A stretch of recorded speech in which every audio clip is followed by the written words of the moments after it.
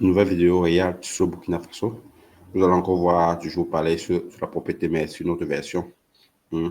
Donc, le fait que le Burkina Faso est en train d'inculquer le patriotisme et le développement du pays. Les prochaines générations, tout simplement, vont éviter la trahison et tout ce que nous voyons, la gabegie, tout ce que nous voyons dans les différents pays, dans différents pays. Parce que vraiment, le patriotisme est en train de s'inculquer dès le bas âge. Vous voyez un peu, non? Donc, je suis sûr que dans quelques années, là, vraiment, nous allons se partir pour 10 ans qu'on va vivre au Burkina Faso. Par les choses qui sont en train de se passer là-bas. C'est vraiment extraordinaire. Donc, sans plus tarder, je vais vous présenter une nouvelle vidéo. Donc, regardons et vous me direz ce que vous en pensez. Ibrahim Traoré a lancé l'initiative Rendre la ville propre. Une nouvelle énergie traverse les quartiers du Burkina Faso. Ce n'est plus le temps de croiser les bras. Ce n'est plus le temps de dire « ce n'est pas mon affaire ». Maintenant, chacun doit s'impliquer. Chacun doit nettoyer devant sa porte. Chacun doit comprendre que le changement commence par soi-même. Ce matin-là, quand la brigade est arrivée, tout le monde a compris que ce n'était plus une blague. Il y a les gens dans la cour, juste vous. Alors commencez à ramasser. Pas de discours, pas de débat. L'ordre était clair. On nettoie, et vite. La brigade a trouvé que certains avaient installé leur boutique sur les caniveaux. Ce n'est pas normal. Ce n'est pas acceptable. Parce que ça bloque l'eau, ça crée les inondations, ça met la vie des enfants en danger. Même ceux qui l'ont fait le reconnaissent. Aujourd'hui, on savait que c'était pas bien, mais on faisait comme les autres. Désormais, ce genre d'excuse ne tient plus. Le capitaine Ibrahim Traoré veut remettre de l'ordre. Et il commence par la base, la propreté. Ce n'est pas juste une affaire d'esthétique, c'est une affaire de santé, de sécurité, de dignité.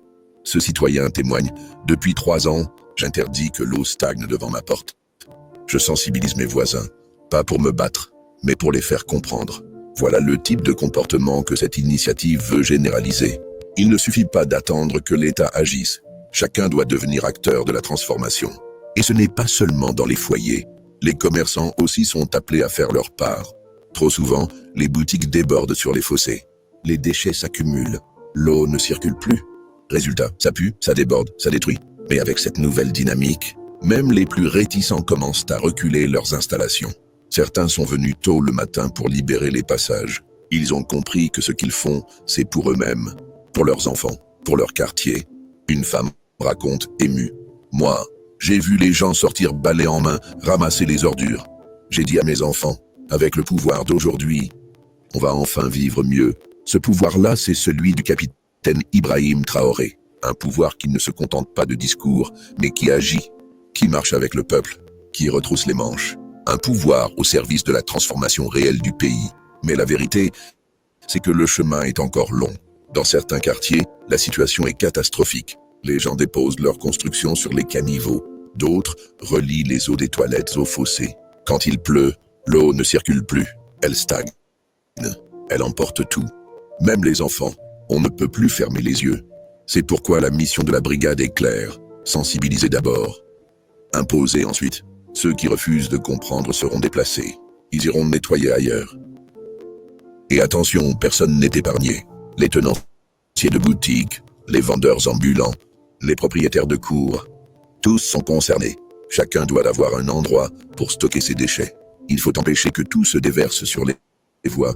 Il faut penser aux voisins, aux passants, à l'enfant qui joue dehors. C'est une question de responsabilité collective. Certains disent « on ne savait pas ».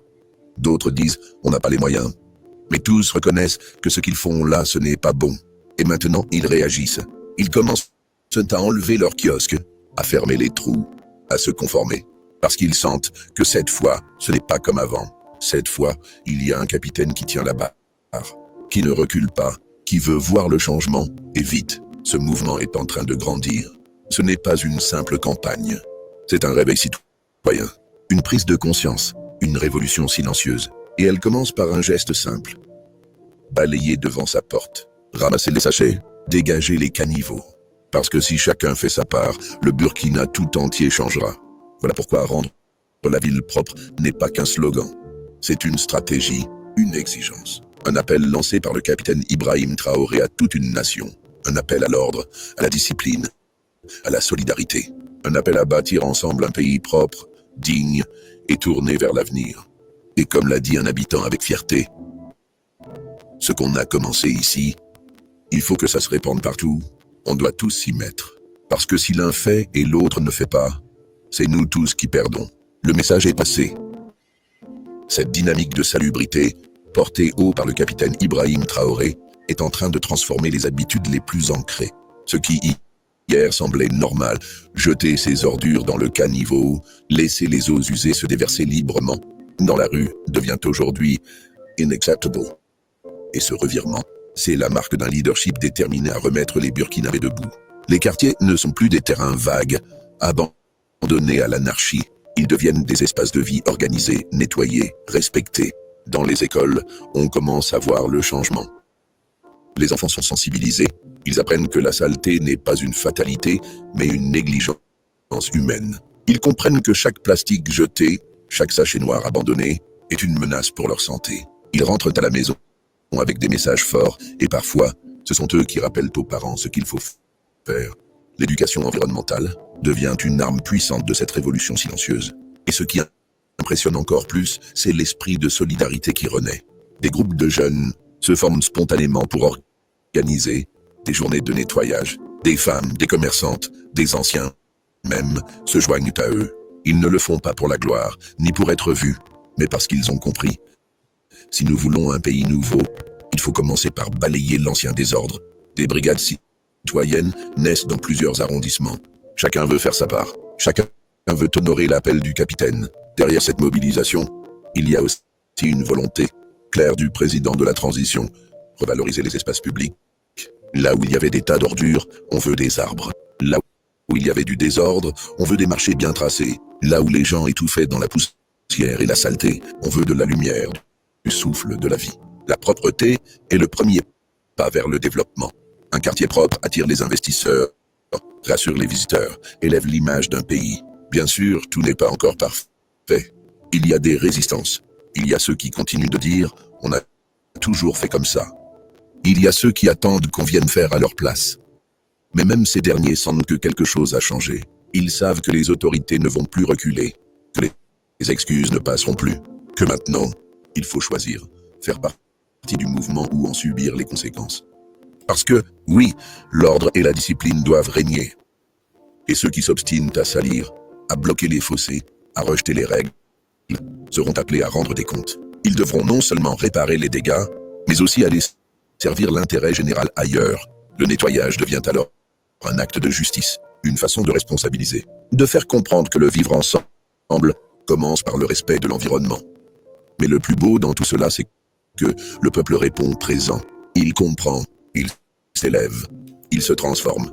Et tout cela grâce à un homme, à une vision, à une conviction profonde. Le Burkina Faso peut devenir un modèle de discipline, de propreté et de dignité. Sous la direction du capitaine Ibrahim Traoré, cette ambition prend vie. Elle n'est plus un rêve lointain. Elle devient réalité. Et chaque rue nettoyée, chaque caniveau débouché, chaque espace libéré des ordures est un pas de plus vers ce Burkina nouveau qui nous propose. Un Burkina où l'ordre inspire le progrès. Un Burkina où l'action remplace les plaintes. Un Burkina où chaque citoyen devient le gardien de sa propre fierté.